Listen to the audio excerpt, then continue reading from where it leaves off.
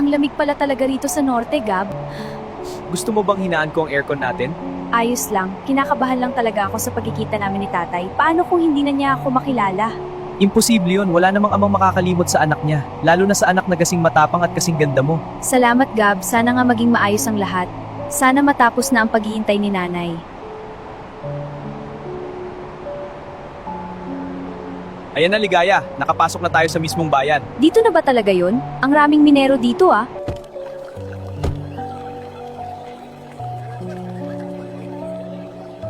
Uminom ka muna bago tayo mag-ikot, mahaba-haba ang lalakarin na. Salamat, Gab.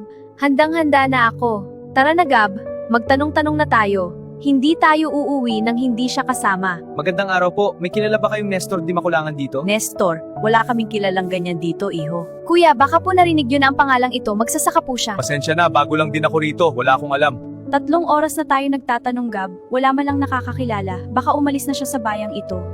Hindi tayo uuwi hanggat hindi natin siya nahahanap, Ligaya. Magtatanong pa tayo. Nandito lang ako. Teka lang, Ineng, saan nyo nakuha ang relong yan? Ay, ito po ba?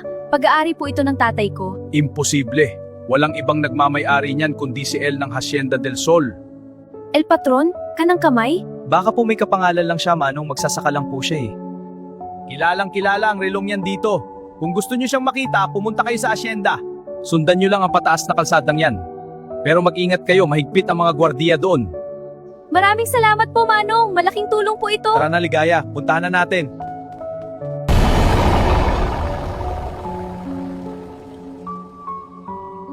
Pribado ang lugar na ito. Bawal pumasok ang mga tagalabas. Sir, may hinahanap lang po sana kami sa loob. Pasensya na, utos ni El Patron. Walang papasok kung walang appointment. Umikot na kayo at bumalik sa bayan. Kuya, nandito po kami para hanapin si Nestor Di Makulangan. Tatay ko po siya, pakiusap po. Tingnan niyo po, siya po ang gumuhit nito. Baka pamilyar po kayo sa sulat kamay niya? Naku, miss, marami na ring nagpanggap na kamag-anak ng mga bossing dito. Teka, patingin nga muna. Sulat nga to ni El Patron. Ikaw pala ang anak niya. Patawad po, senyorita. Buksan niyo ang main gate! Papasukin niyo sila! Pamilya ni El Patron ang nandito!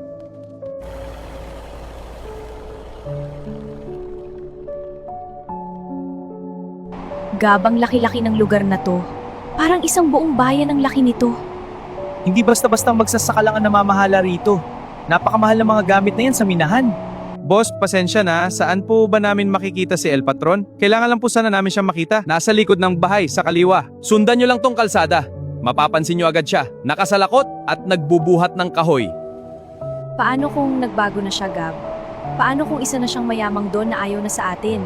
Hindi yan totoo. Sa tingin mo ba mag-iwan siya ng ginto kung ayaw niya sa inyo? Tatay mo pa rin yun, Ligaya.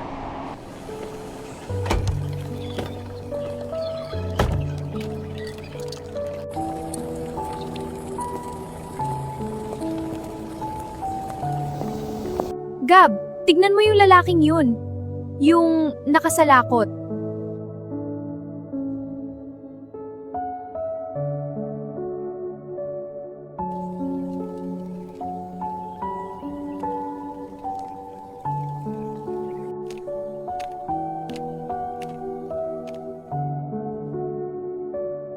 Hindi ako pwedeng magkamali, Ti. Siya yan.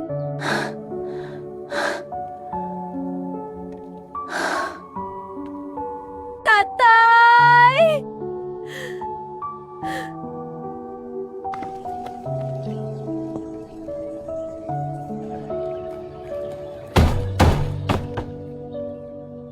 Ligaya? Anak ko!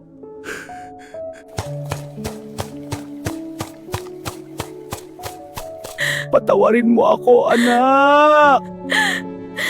Tatay! Tatay, buhay ka.